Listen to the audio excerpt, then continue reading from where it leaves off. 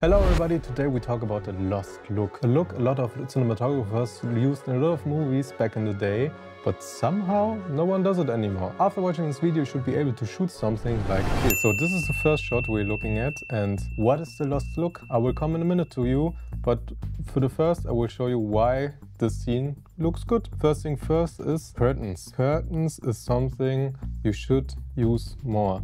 Curtains give the feeling of you can put a color somewhere and also a texture, and it looks natural. It's not some unordinary subject.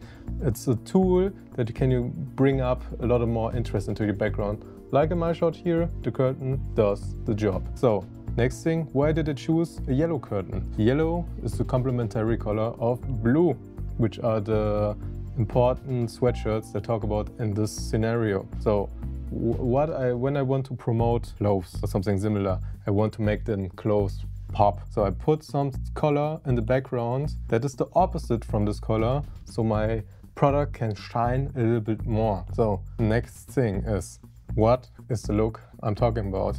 And I don't have to describe it to you, I can show you this time, because we have a behind the scene picture of this whole scenery. And these things are Kino Flos. Kino Flos was, when I studied, was so delight. Wow, I can use a Kino Flo, which in the end of the day are just 4 Asteras in a tube, in a box, but somehow it always gives this nice neon look. It wasn't LEDs, were neon lights, if I remember correctly, so they had a different characteristic in my head, and I think it still is. I don't know when the last time I used a light like this, but every time when I re-record shots that are done with these lights, they always had some special feeling about them. What's nice about them, these lights, is they're relatively soft, but what they are not are nice to use. They're really, these barn doors are really flimsy, and the whole weight is a little bit heavy. You don't have RGB technology, so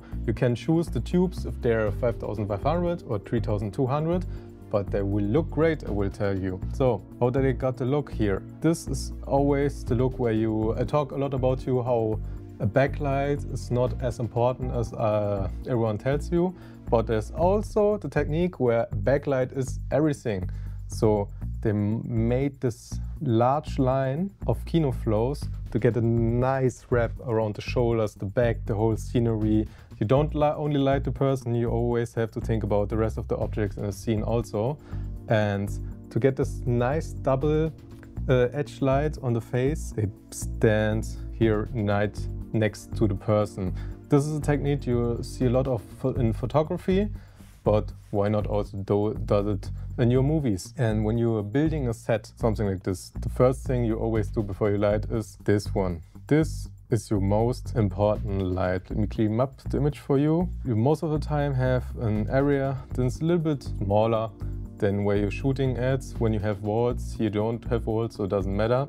It's a rig with a large butterfly, 12 by 12, 20 by 20, depends on your area that you're shooting at.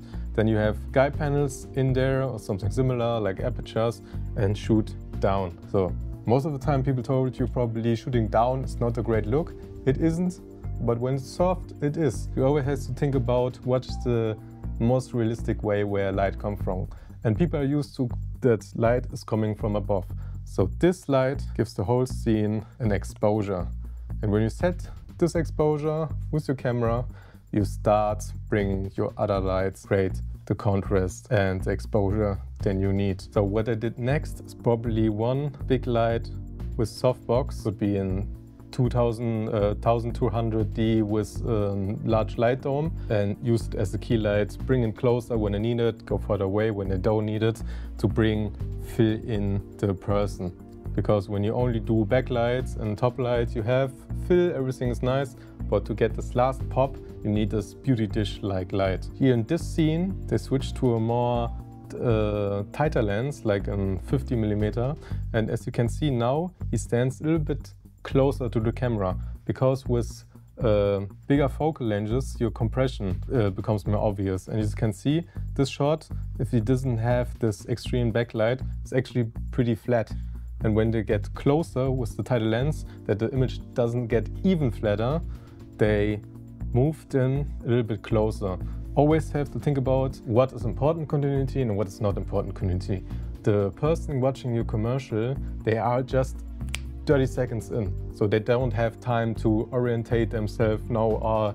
He moved, he won't, the customer wouldn't tell if he now stands 10 meters more in front of the background or 2 meters closer, and most importantly, he doesn't care. So always try to make your shots not look realistically, anatomically, look for, or this looks better. So this is a similar scenario on all the same rules they used here. Use floor. When you have a white floor, you will get a lot of bounce and doesn't look as good. They use different color fabrics to get it even more dynamic in the background. The only thing that they different, they didn't done the double edge light, but what they did is, you don't always have to have a soft key light. What you can do is just put something there with the spot mount and shoot a circle on him. This way you get this nice hard light on him, but also get this nice drop shadow on the wall. This is a technique that you can use a lot when you want to have this stage light feeling. So if you enjoyed the video, I hope you will subscribe. My name is Marco Bagnoli and we'll see you next time.